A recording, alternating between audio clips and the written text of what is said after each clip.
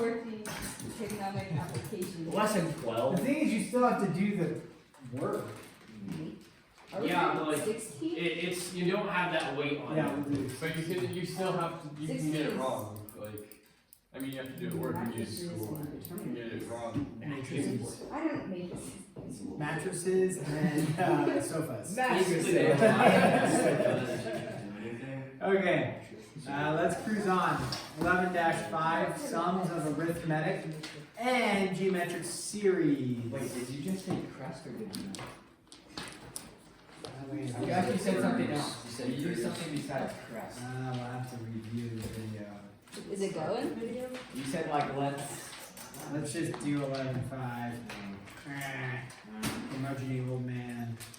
25 more years. 25 more years. 25. We're going to walk in one day and Joel, since he'll be huddled out behind his desk. 25 more years. 25 more years. 25 more years. It's a candy cigarette. It might be real at that point. Is he on lollipop in his mouth? If I'm 66 years old and I got 25 more years, Oh, Miss Wilson, what you should do? that's like 50 more years from now. I should just see how long I can go. Pretty sure. You should like add a squash mark to the wall for every year that you Yeah, get. like it looks like you're in prison. Like instead of like in prison, instead of like the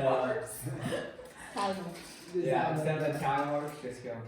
It's like Okay, you gotta do like Yeah, that. but with the alcohol spray.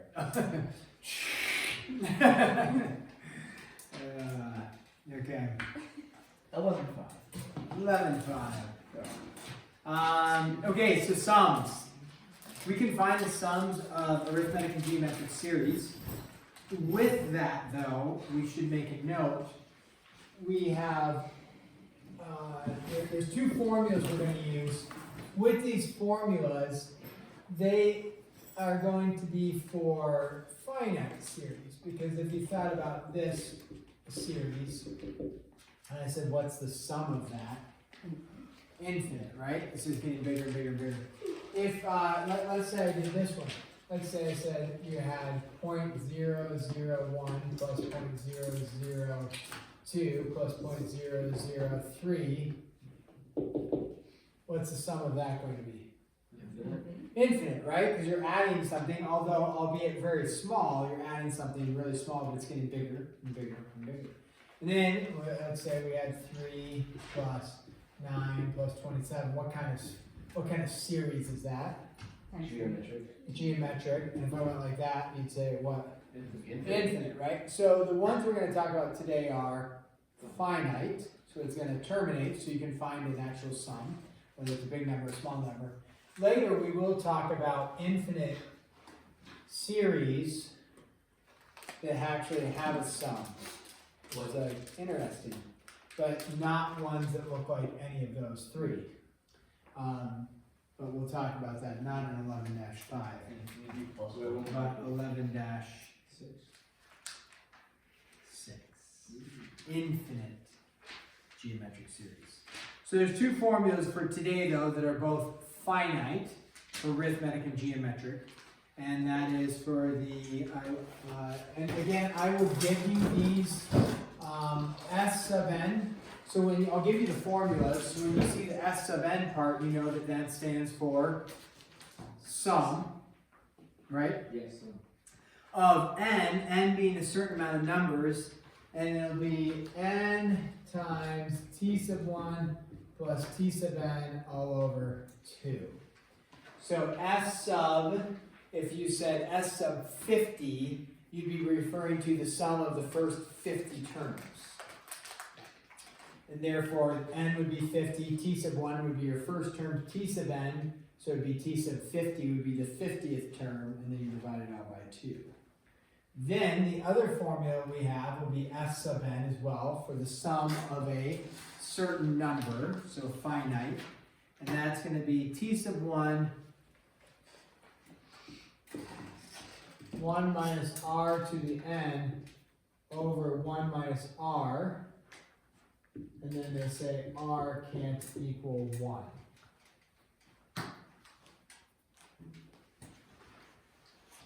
Okay, so if we look at that, let's make a note of why can't r equal 1?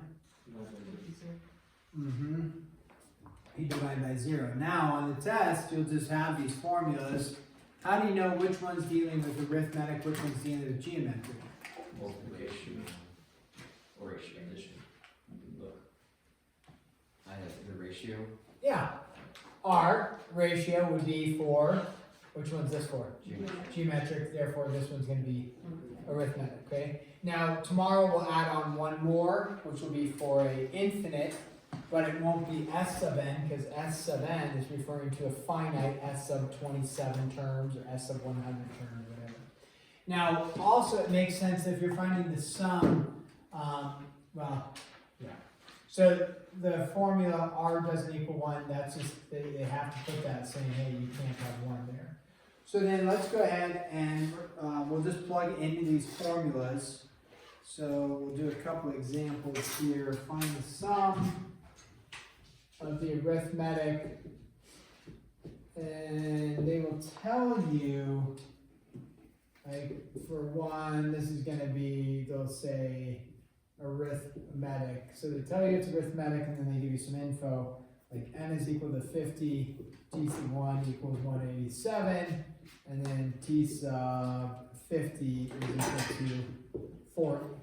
So that's the info they gave you. You don't, you look at the formula, and they just want you to find the sum of this. The formula just says, hey, you need to know how many terms you have, what the first term is, what the last term is. So you need 3 pieces of information. You don't need a common difference for this, right? Because they're just for the sum of it. So you look and did they give you all the info you need? Yep, pretty easy. You just plug into the formula. And so you put that in your calculator right now. So we're finding S sub, we're finding 50 terms, the sum of the 50 terms. 50, and then 187 plus 40, all divided by 2. And you go ahead and do that on your calculator.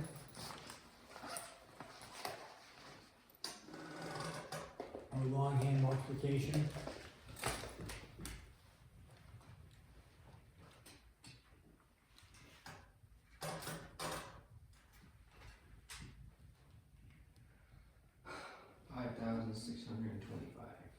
$5,625. Okay. Anybody else?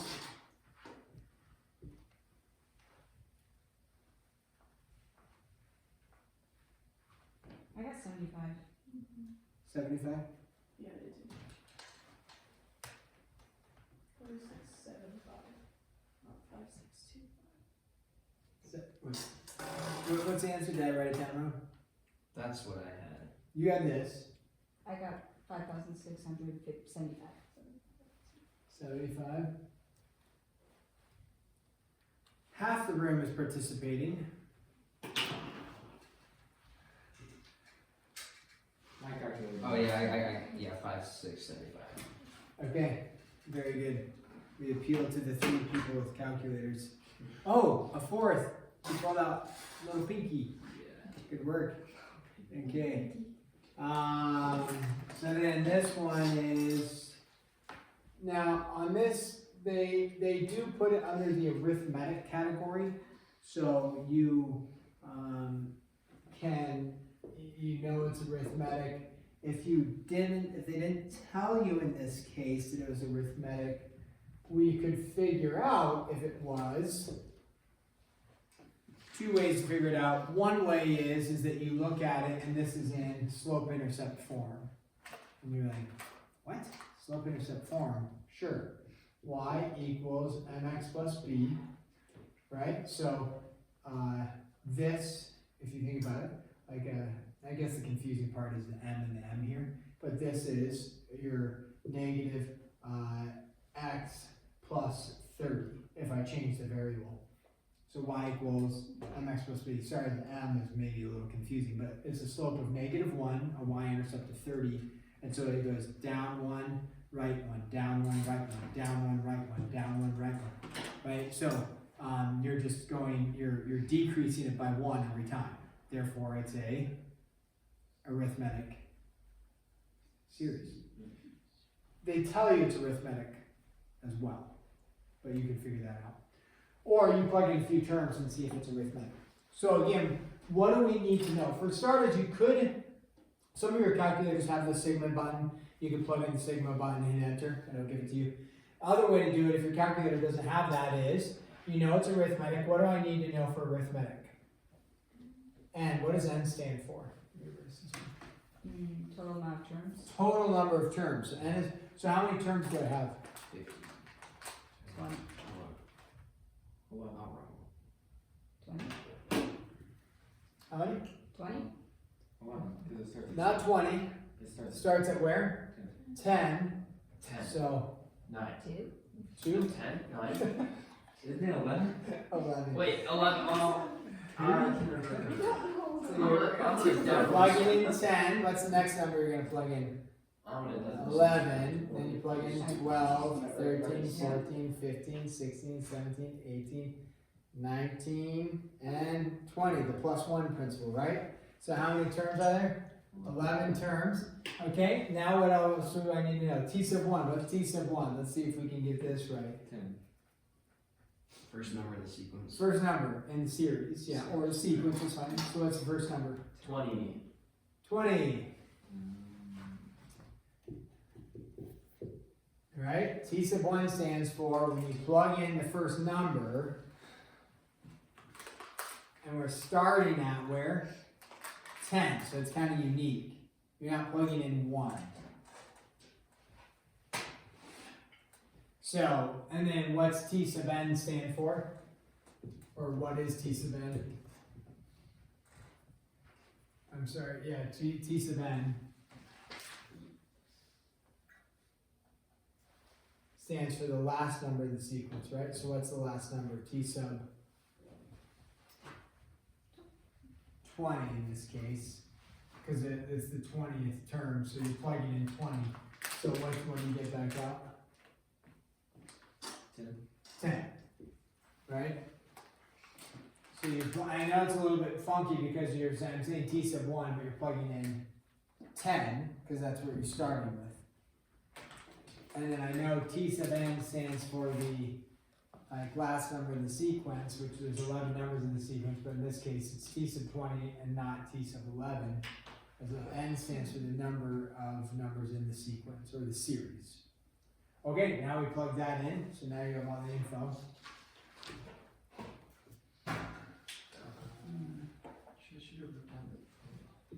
S sub n equals 11 times what? 20 plus 10, all the way to 2. So 15 times 11.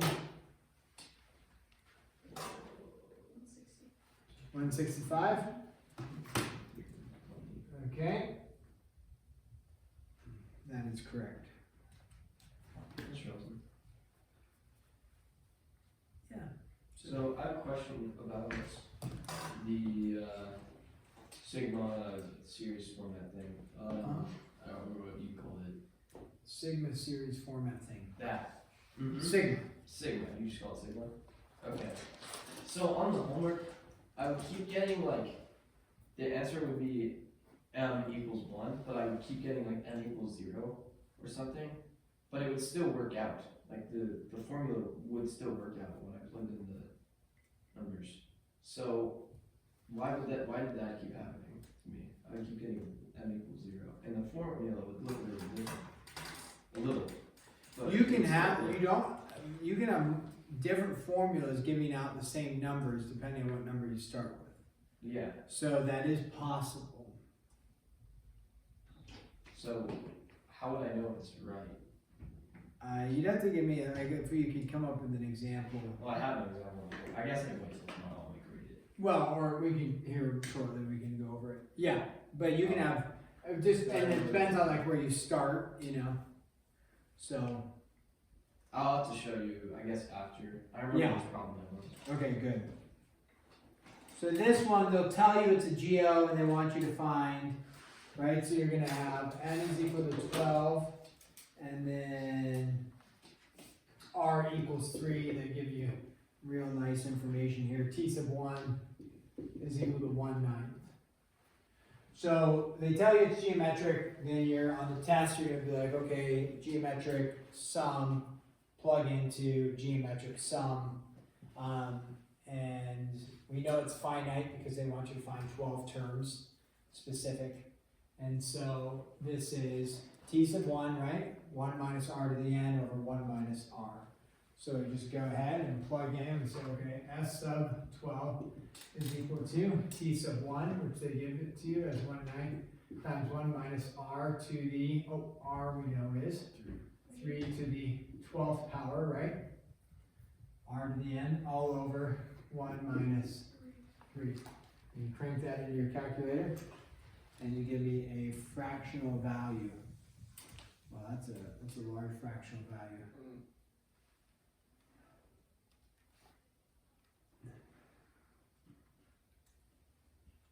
See if your calculator will give you a fraction out.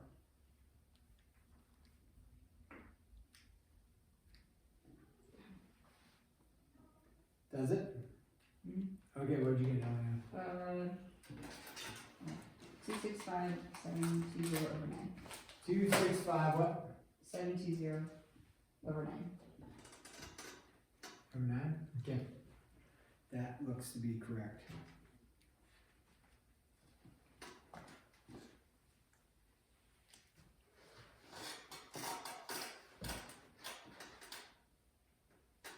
Okay, now this one says the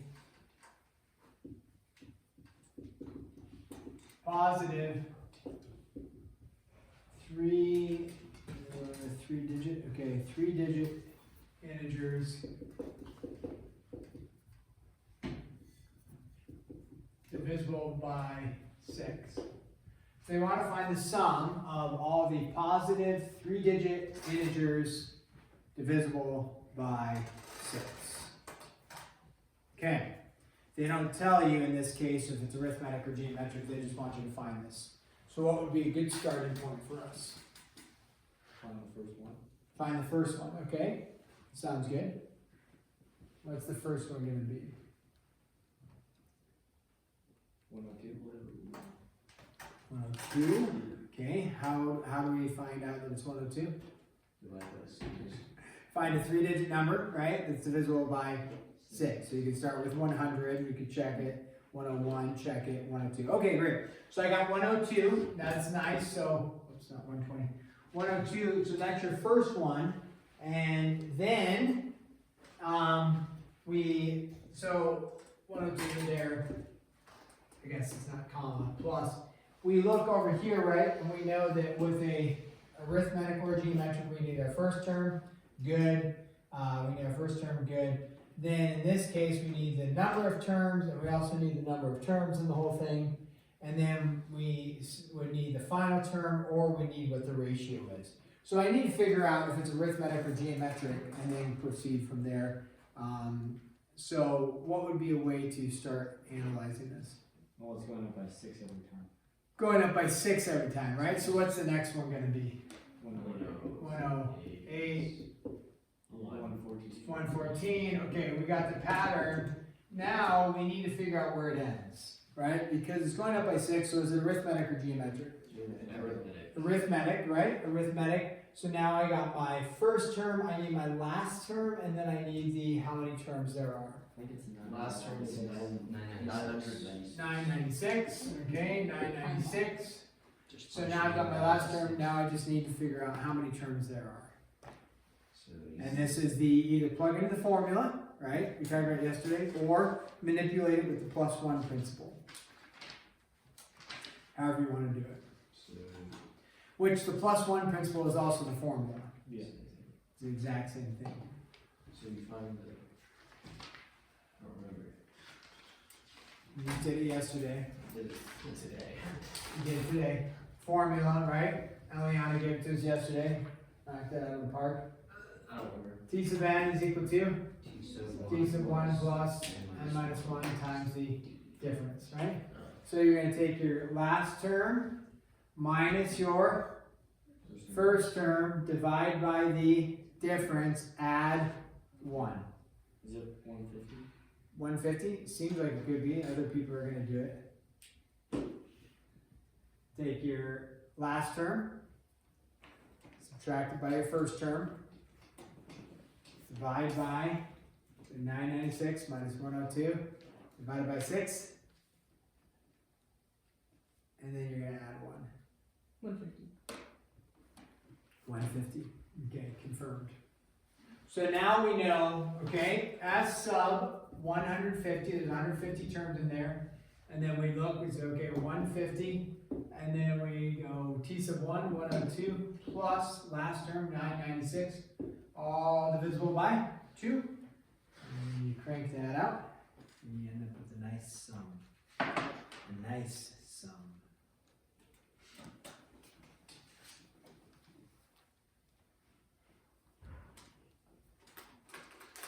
Okay, what'd you get? 82,350. 82,350. I would concur with that. That looks good. 82,350. Okay. Flip over, go to your book, go to page 529.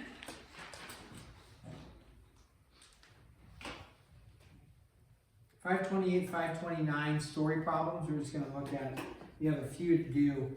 With this, I don't know, sometimes I've forced people into showing like a series and using a formula, you know. Other times I've said just, you know, by any means necessary, come up with the answer.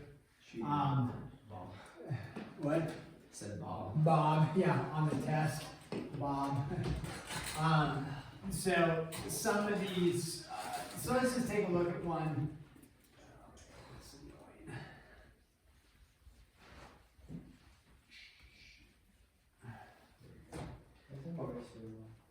No, it's discouraging. Is it the eraser or the marker? Some of these markers are like brand new, or the markers that are, some of them like the new black ones, although that maybe got some new stock in, you couldn't erase them for some reason. Oh. But other new ones you can. So I don't know why that is, if it was a messed up batch.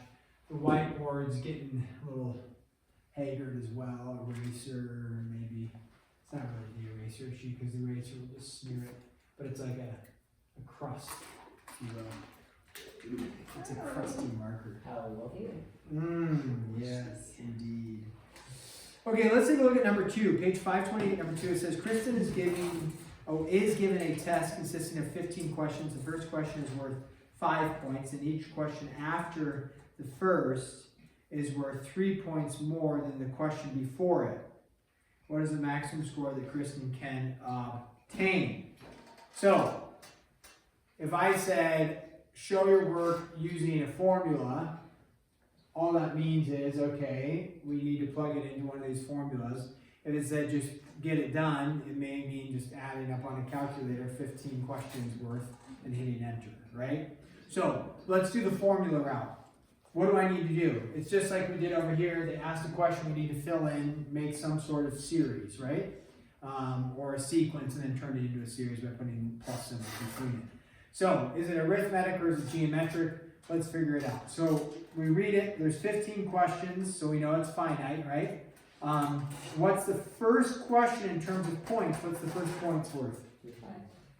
5. The first question is worth 5 points. This is page 528. And then number 2. So the first question is worth 5, and then we're trying to find the sum, like what's the maximum score she gave. What's the next one worth? 8. 8, because it's worth 3 more than the question before. What's the next one? 11 plus plus, right? The 15th term, because there's 15. So again, if I said formula, you need to figure out the last term.